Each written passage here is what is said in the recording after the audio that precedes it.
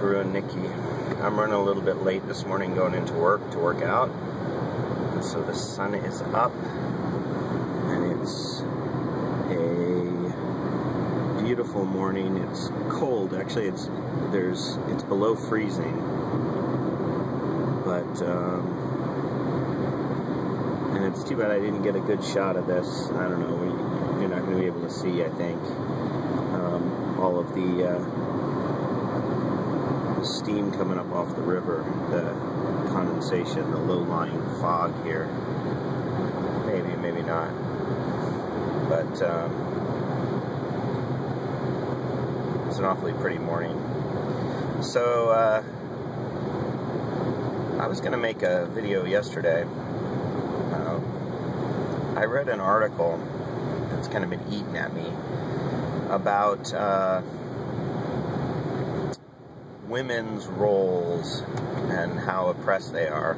Yet again, another article about women's roles and how oppressed they are. And it just bugged me. And so it was I'll put a link to it down below when I upload this, which probably won't happen until this evening. And actually I gotta go line soccer fields this afternoon, so it may be late this evening. You may not see this till tomorrow at the earliest.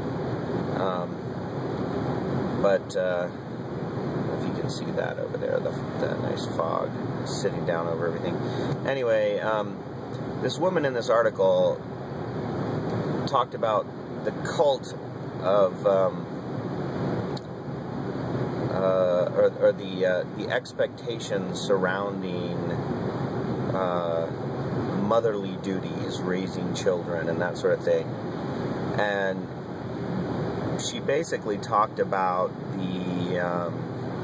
she said, well, yeah, now women are freed from the oppression to some degree of men subjugating them, but now society and men still subjugate women by expecting them to be selfless parents.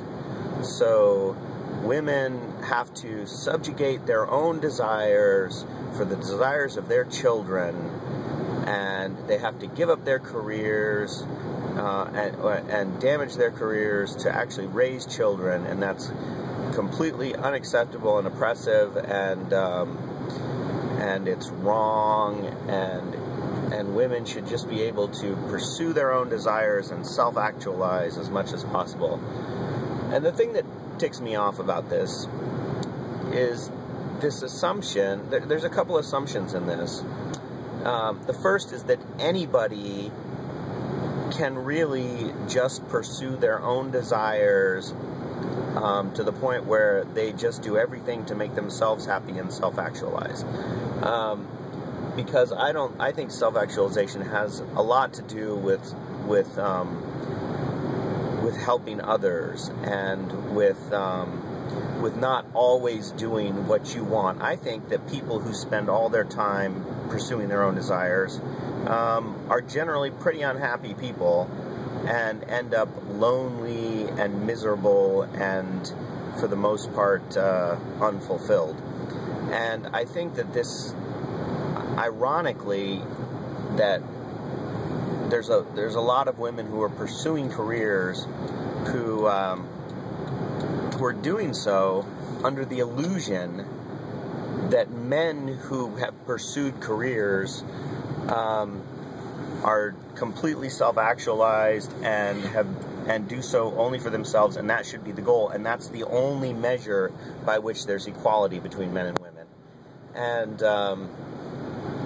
And I think that the great irony here is that women are adopting this bizarre corporate model of what is success and what isn't, and they are therefore, because they want that external measure of success and external affirmation, rather than try to figure out what's going to make them happy, and the fact that actually, engaging with other people, sure, don't have kids, don't, if you're not a nurturing person, don't have children, don't worry about that. I'm okay with that.